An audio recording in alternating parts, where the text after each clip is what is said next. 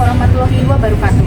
Shalom, Om Swastiastu, Namo Buddhaya, salam kebajikan, salam sejahtera bagi kita semua.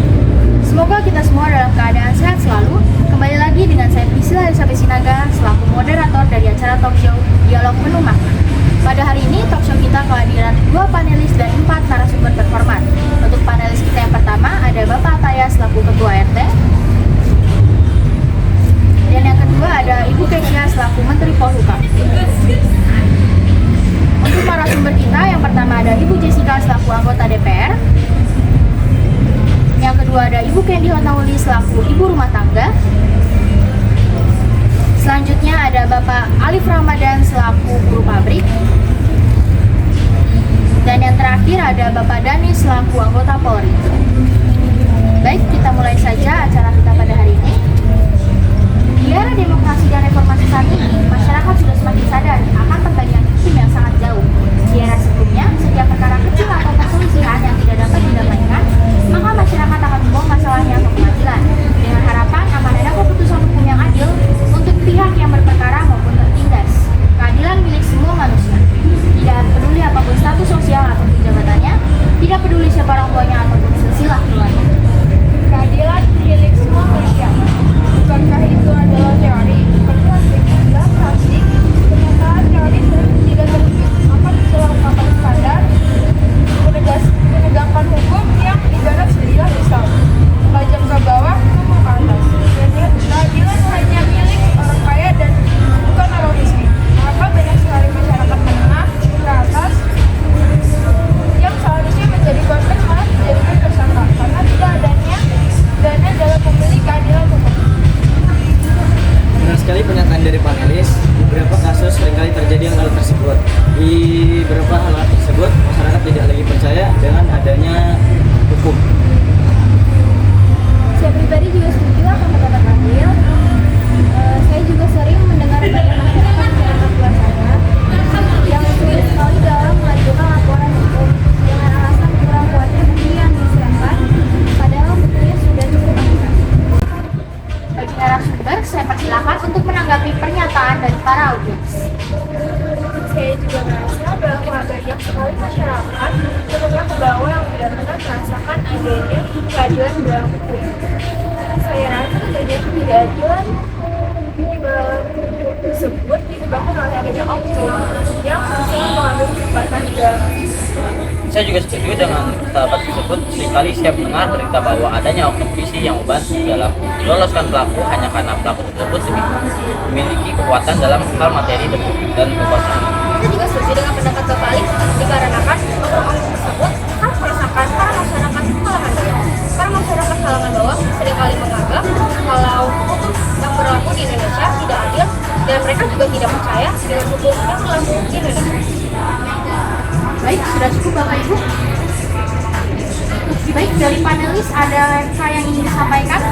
Bukan yang dikatakan oleh para narasumber, tetapi kejadian tersebut tidak terjadi di masyarakat kalangan atas. Semua peristiwa tersebut hanya dialami oleh masyarakat kalangan bawah yang dia tidak mempunyai kekuatan. Lantas jika sudah begini, bagaimana cara kalian menyikapinya? Apakah hanya dengan diam dan menunggu para oknum?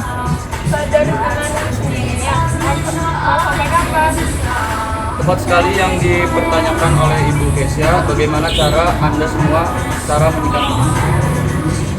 Baik, sebelum narasumber menjawab, di sini saya dapat sedikit menyimpulkan bahwa banyak tersebar di setiap daerah para oknum yang berwenang dalam hukum, tetapi menyelewengkan hak yang dimilikinya hanya untuk kepentingan pribadi, dan di mana dampaknya cukup besar dengan hilangnya rasa percaya masyarakat pada hukum yang berlaku di Indonesia. Namun, yang jadi pertanyaannya adalah mengapa hanya masyarakat kalangan bawah yang merasakan dan apa yang perlu dilakukan untuk mengatasinya?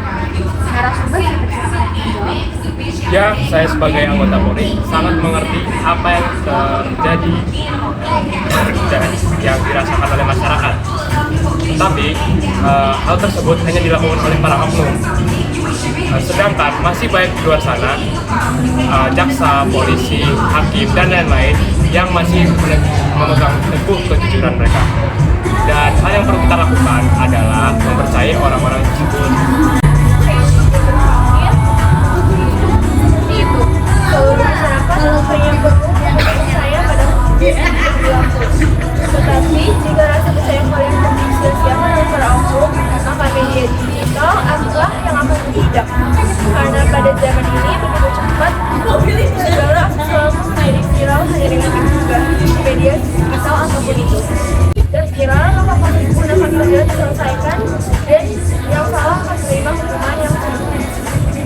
Mohon maaf sebelumnya Ibu Jessica izin memotong pembicaraannya sebentar.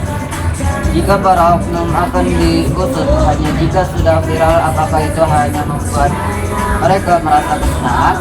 Dikarenakan tak semudah itu untuk memviralkan sesuatu. Jadi sebelum kasus tersebut viral, mereka akan terus melakukan tindakan yang tidak dapat dibiarkan gitu. Menurut saya itu benar adanya. Jika kita ingin realistis, saat ini banyak juga kasus-kasus yang mulai viral, tapi tetap saja tidak direspon dari siapapun itu. Maka dari itu, saya mengimbau bagi siapapun yang sedang mengalami ketidakadilan di hukum, alangkah baiknya segera melaporkan kepada pihak yang berwajib. Dan jangan pernah lengah untuk memperjuangkan keadilan yang menjadi hak kalian. Ibu Jessica mau menambahkan? Saya pasal 378 KUHP lama menyatakan barang siapa dengan maksud untuk menggantungkan diri sendiri atau orang lain secara melawan secara hukum dengan memakai nama palsu atau martabat palsu dengan nanti atau rangkaian keuntungan gerakan orang lain menggunakan barang sesuatu padanya atau supaya memberi hutang maupun menghapuskan bukti hutang diancam karena penipuan dengan pidana penjara paling lama 4 tahun. Jadi, semua itu sudah ada aturannya dan jangan pernah takut untuk memperjuangkan hak-hak. Baik, terima kasih para narasumber atas segala jawaban dan partisipasi Anda sekalian. Terima kasih juga kepada para panelis yang mau bergabung menyalakan acara kita pada hari ini. Tak lupa juga untuk kepada para audiens, terima kasih sudah turut semangat menyaksikan talkshow kita pada hari ini dan sesekali juga menyampaikan isi pikiran. Saya Priscilla Elizabeth Sinaga, pamit undur diri. Terima kasih dan selamat malam.